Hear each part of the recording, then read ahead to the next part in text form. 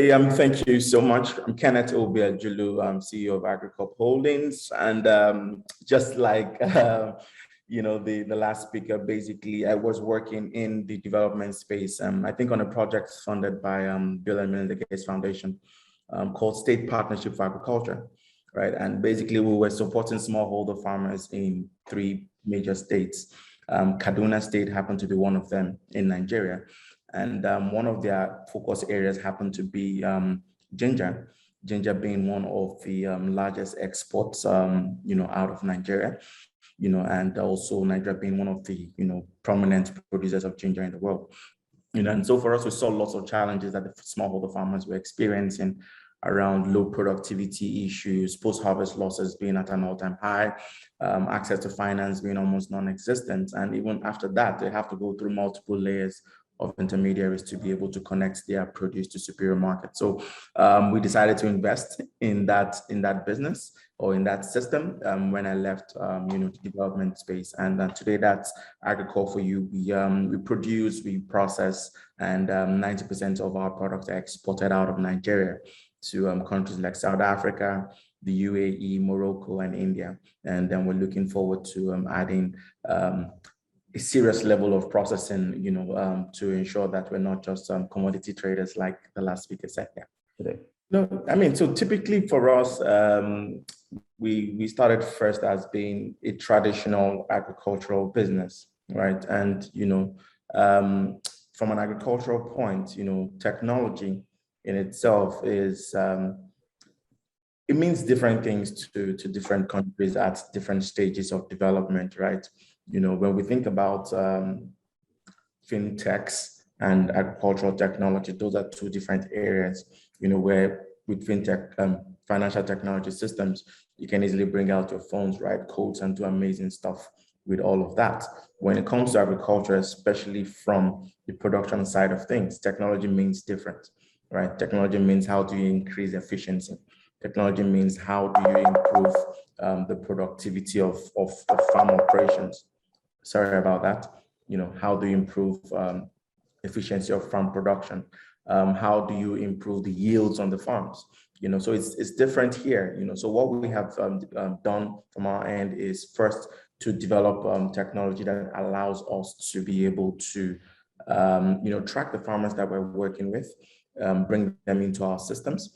And secondly, our technology allows us to be able to train the farmers on good agronomic practices that allows them to be able to increase their yields. We also provide farmers with information like weather forecasts that allows them to know when the rains are going to fall. Who would have known that issues around providing them with accurate weather forecast can increase their yields by about 10 to 15%. Has that been has connectivity been a challenge, or the price of devices, even electricity? Have these been issues for you to get that information to them? Of course. The farmers, typical farmers in Nigeria, smallholder farmers, cultivate on less than 1 hectare of land, don't even have the finance to, to have those kinds of information or the kinds of phones, that would enable such connectivity. So basically what we do is we run a call center system that allows, the farmers to call in, or we're able to send SMS to the farmers on rainfall patterns, and that allows them to be able to plan adequately.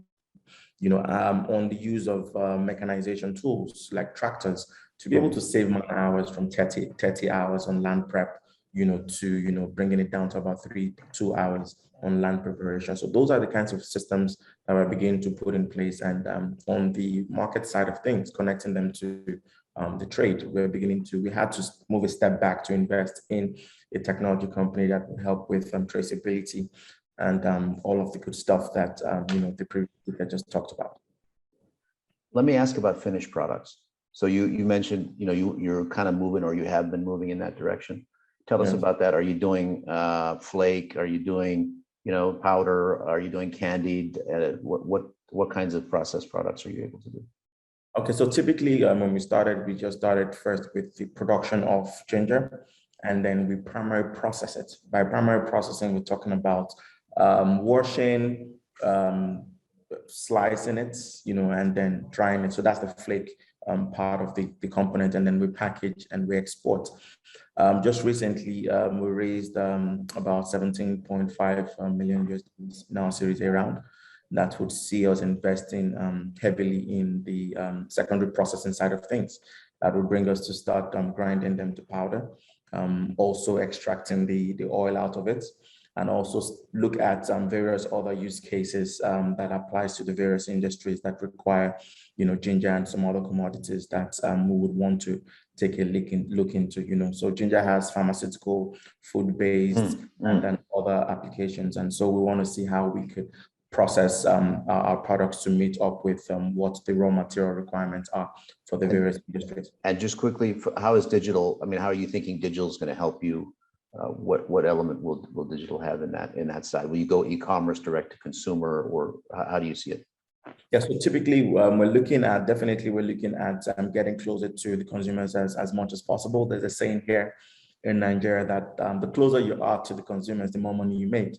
The farther away you are from everywhere, the less money you make. So definitely we want to, as much as possible, get closer to the consumer and create online presence and distribution e-commerce style. But also in addition to that, we also want to, for pharmaceutical-based applications, there are also cases around traceability that we would like to bring that experience from the coffee growers, from the cocoa growers, and how can we also bring that to the table? Because those are one of the biggest issues in international trade. Who are you buying these products from? Who are the people cultivating these commodities? We want to be able to engage in fair trade. Absolutely. And is it safe? Is it a safe product? Is it a high quality product? Exactly. Absolutely. And is it uniform? I personally believe that the way forward for power generation and enabling electricity across the agricultural value chain is possible is it has to be highly decentralized. The system that we're operating in a country like Nigeria makes power too centralized, and that's where the challenges themselves are. But beyond that, I also believe that, Africa should be seen as a single market in most cases. And I'll give you a typical case in point. We want to be able to produce, ginger and a couple of other spices in Nigeria.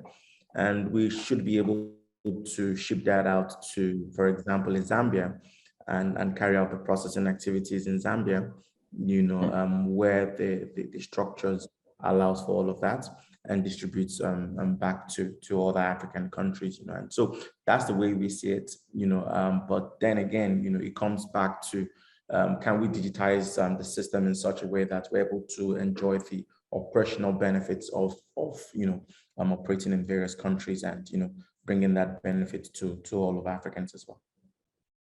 Because we've also seen solutions in, let's say, Uganda. I know of one where digital is also a way they can pay the bill, that they can monitor usage, that they can also monitor the equipment and so on. Do you see these things already coming, to the places where you're working? Yes, of course. We've seen various kinds of innovations around digitization of processes. We've seen, just like we have pay as you go for your telephone bills, we're beginning to see pay as you go for power as well. We're beginning to see financial inclusion for smallholder farmers, that allows them to have a financial footprint that would enable them to draw down on finance from formal financial institutions.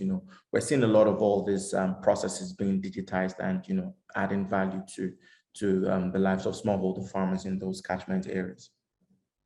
I think and these have tremendous potential, especially for me, fintech could reduce the cost of financing incredibly, and that could, grease the wheels all up and down the chain. People are paying 2% a month or more. None of us could make money at that rate. They must, it's the potential for that is really enormous, and to reduce obviously all of the things around carrying cash and making cash payments.